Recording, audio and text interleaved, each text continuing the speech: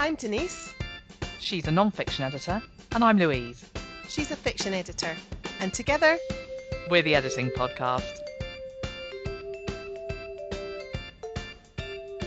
Hello and welcome to episode 7. This week we have a really great tool for you, especially if you're new to writing and self-publishing.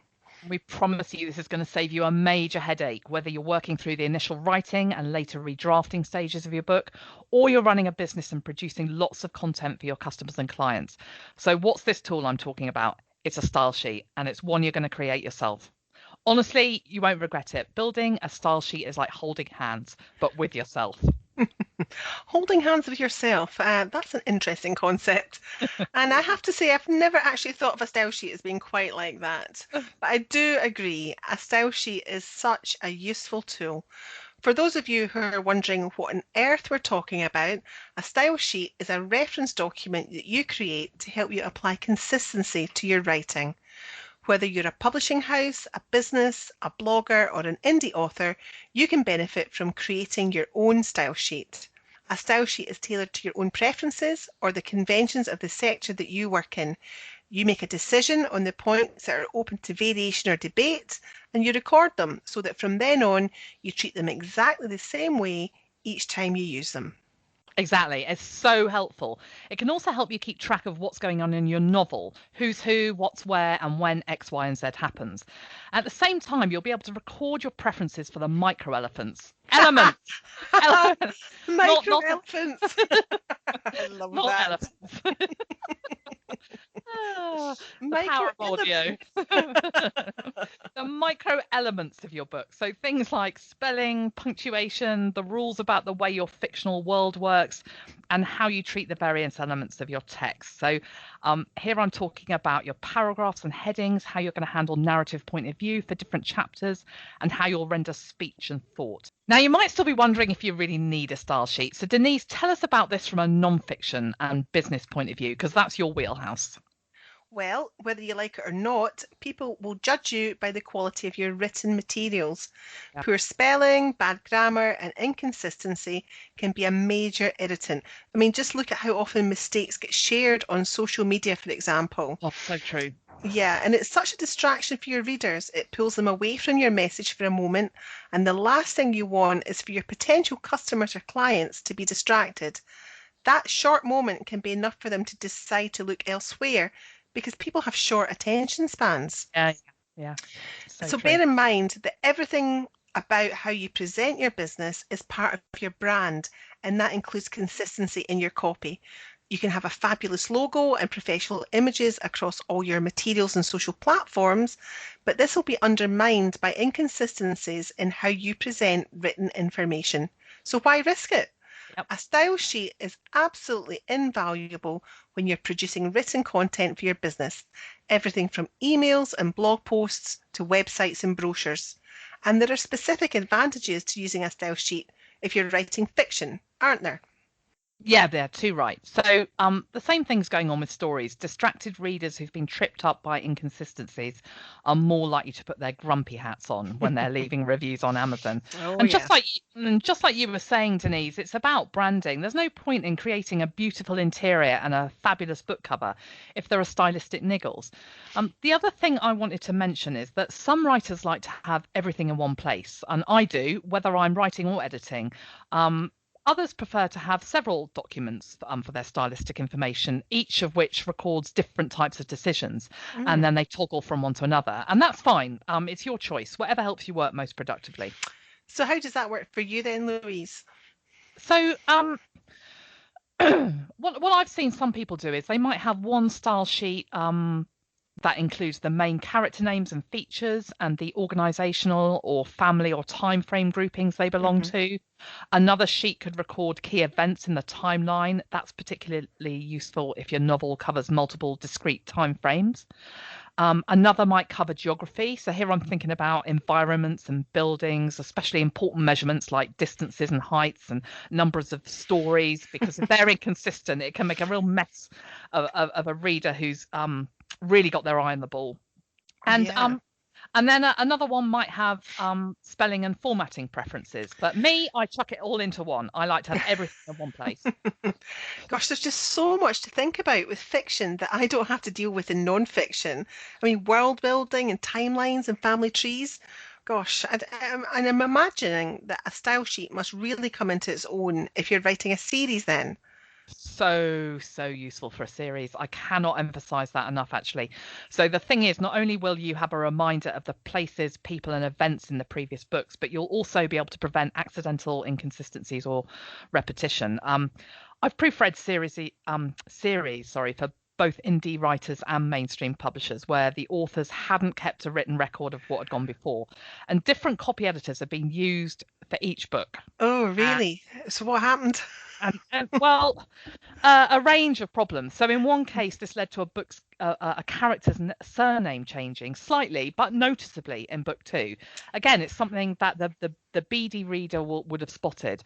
In another, the author had used the same surname for two separate key characters in different books in the series. So that was Ooh, really oops. confusing. Yeah. Yeah, yeah. And bearing in mind, I think as well these days how much people like to binge read, it's really important to get this stuff right because even if as a writer you're coming to it from separate time frames, your reader might not be. Your reader might be reading one after this next after the next. Oh my God, I can see how copy editors and proofreaders can spot these problems when they occur in a single book, but if they weren't hired for the previous novels, they'd be ignorant of these inconsistencies across the series. So your style sheet will enable them to flag up potential errors.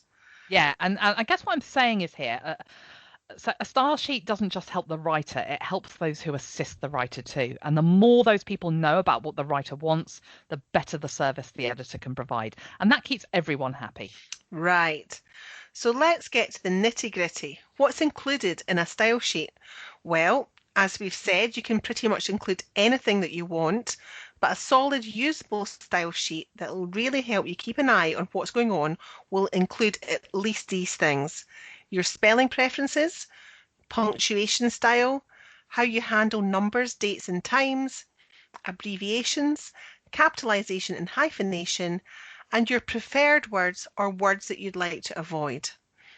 And for fiction, you'll also want to consider all of that, plus how you're going to handle point of view, key geographical locations, building names and layouts, language choice, tense choice, timeline information, treatment of dialogue and thought, world building rules, and character names, histories, and traits. And I'll Yeah. just throw in a little example here. One thing I often notice is in indie author fiction is that writers can sometimes get fixated on particular names. So I just finished working with a lovely author who had great book and five characters either called Robert, Rob, or Bob in his book, and two Johns and three Andrews. And the thing is, No way. yeah. And the thing is, Nightmare. this happens all the time in real life, doesn't it? But it's Yeah. really confusing in a book. And he just hadn't seen it. He was so immersed in the storytelling that Yeah. he just hadn't noticed it. And it harks back to your earlier point, Denise, about not dragging the reader away from where the focus should be on the text. And that's where style shoots really come into their own terms of helping writers keep track of who's who. Yeah. So one thing we want you to bear in mind is that there isn't always a right or wrong way to do something. And although there are hard and fast rules about some things, such as spelling, and even then there can be variations, at the end of the day, it's your book and your decision. Yeah. And so we editors, we can give you advice based on our industry recognized style manuals, such as the Chicago Manual of Style or Oxford's New Hearts Rules, but these resources are not the law, although they are excellent. That's such a good point. Those style guides are reference points that help writers and editors bring clarity and consistency and readability to text. And they're usually based on preference and convention, not rules, despite the fact that New Hearts Rules is called Yeah, New Hearts Rules. which is just confusing because they're Yeah, not rules. yeah, exactly. They're preferences. Now, if you're not sure which particular element of style, element, you notice I said, not elephant. Yes, no elephants. um, If you're not particularly sure which element of style will suit your book best, talk to an editor. Developmental editors will be able to help advise you on what works well in terms of big picture decisions, and copy editors and proofreaders will be able to guide you on the micro elements of style.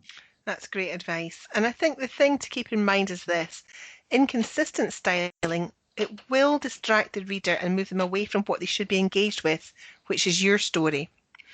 And now it's time for editing bites.